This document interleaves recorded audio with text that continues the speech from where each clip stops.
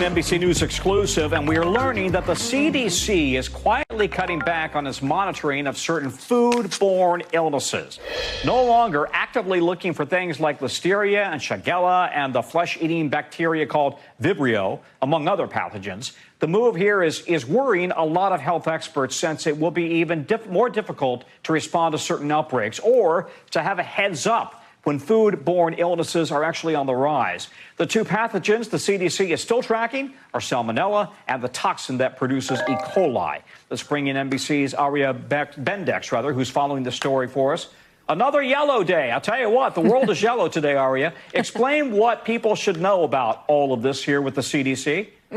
So, Tom, as you mentioned, the CDC is scaling back this critical program called FoodNet. It's been a partnership between the federal government and 10 different state health departments in some form since 1995, and it's tracked around 8 different pathogens historically. Now we're down to 2. So let's take a look at the list of those pathogens that are on the chopping block. We have a breakdown here. Salmonella and E. coli, as you mentioned, those are still going to be actively monitored by this program.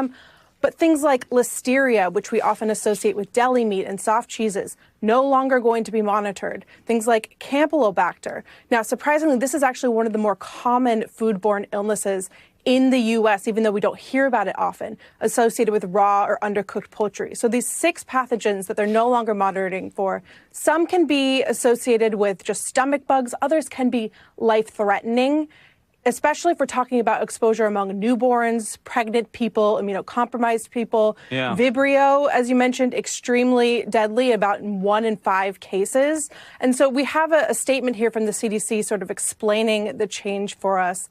A spokesperson says that although FoodNet's going to narrow its focus, it's going to maintain that infrastructure and the quality that it's come to represent, and that its reporting requirements and activities will allow it to actually prioritize that core focus. So just narrowing down the scope. Why is the CDC kind of cutting back here? Do we have is there any other potential, motive? And what does it mean for the states? Yeah, so our reporting has indicated that this is due to budget cuts, not only a stagnant federal budget for the CDC, but also cuts to state health department budgets.